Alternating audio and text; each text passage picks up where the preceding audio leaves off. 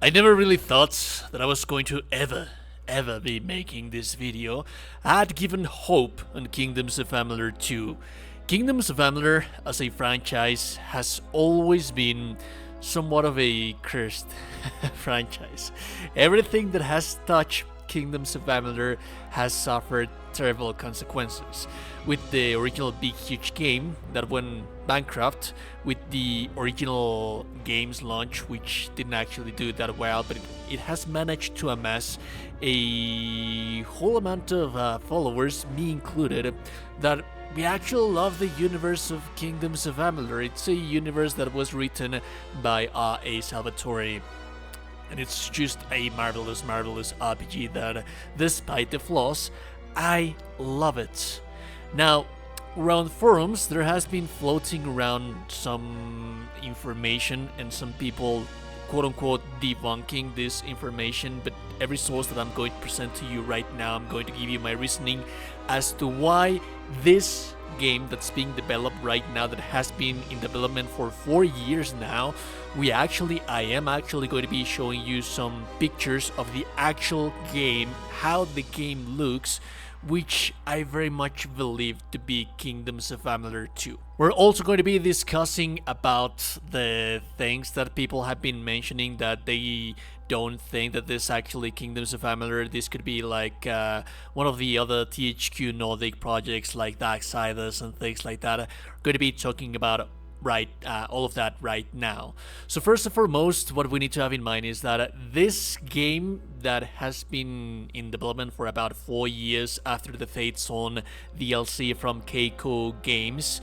Remember that they did a remaster for Kingdoms of Amalur, and then they did the DLC, which was more than anything an expansion, which had a huge amount of content.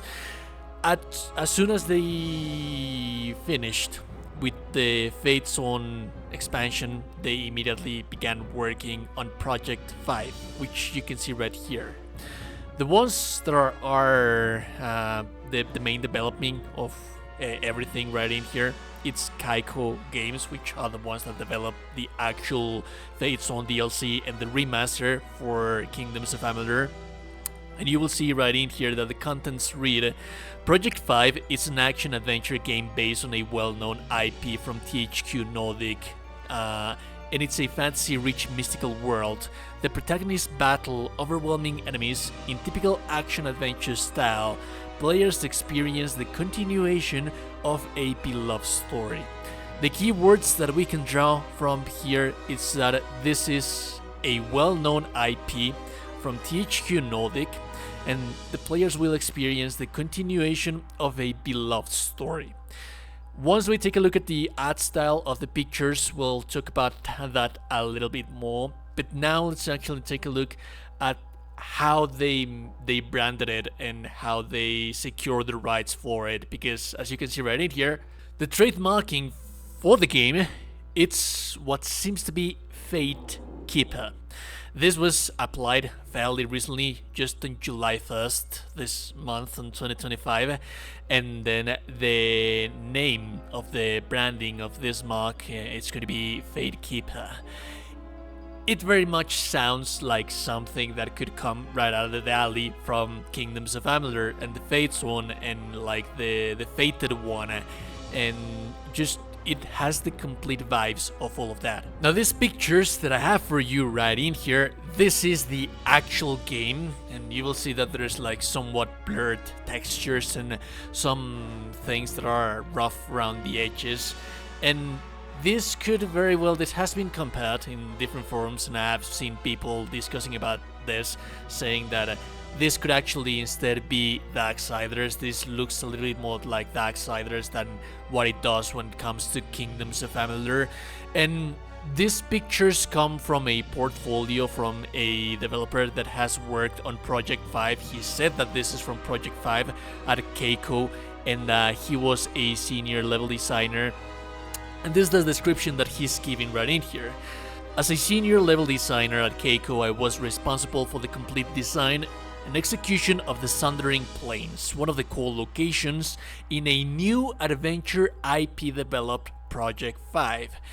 This is what I think that is causing issues with people, because what I've seen on forums and on the Kingdoms of Amalur forums and things like that, he's calling like this is a new action adventure IP, new action adventure, meaning that this is a new IP, something separate and individual from anything else.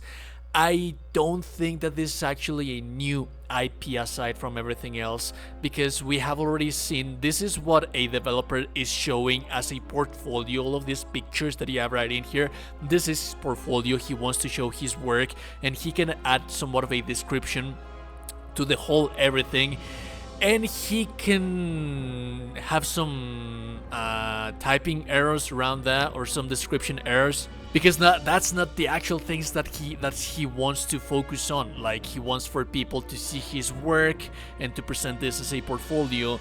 But once you take a look at the actual official everything, the official branding, the official project presentation that they have for funding, they said that this is based, the Project 5 is based on a well-known IP, and that it is a continuation of a well-known story. The continuation, this is a sequel for that game that we have already out there. And a lot of people are saying, well, this picture particularly that I have right in here for you, it looks like death, and that statue that you have right there. So a lot of people are saying that this art style resembles a little bit more to what you would have on Darksiders. However, I do not think that that Keiko is working on Project 5, I do not think that this is actually Darksiders 4, because the new Darksider has already been presented with this teaser trailer that I have for you right in here. And this is being developed by Gunfire Games. The Darksiders franchise, alongside with THQ Nordic, has also had somewhat of a curse on top of them and how they work as a franchise, established franchise and everything. The first two games were developed by a studio that went bankruptcy, and they had to shut down the studio. They founded a new studio, which was the one, Vicious Games, I believe, which was the one that developed Darksiders 3. Now, there was a huge issue with bankruptcy as well with THQ Nordic not too long ago. If you remember that THQ Nordic as a publisher was in peril of being shut down as well because of the bankruptcy, so they had to sell a whole bunch of assets. But one of the studios that actually did remain under the wing, and once they managed to sort that out and figure that out, was Gunfire Games, which were the developers for Darksiders Genesis. And they are the ones that are developing the new Darksiders game. So I don't think that Keiko is working on a Darksiders 4 when we already have Gunfire Games working on that, and that's official, and that's something that we have the teaser trailer for. They are the ones taking care of the new Darksiders. Meaning that the only other franchise that has this art style that resembles this, that has all of this vibe, that is a well-known, stylish IP and beloved franchise, and the one that Fate Keeper sounds like, and that Keiko has been working for the past 4 years, it's this. Like, it's only logical to think that we're going to see Kingdom of Amalur 2 real soon. Anyways, let me know what do you guys think down in the comment section below. If you like the content, I like and never super appreciate it. And also, that you're gorgeous and beautiful person, you're indeed a gorgeous and beautiful person. Subscribe to the channel, you're in the Discord. Have a beautiful day and goodbye.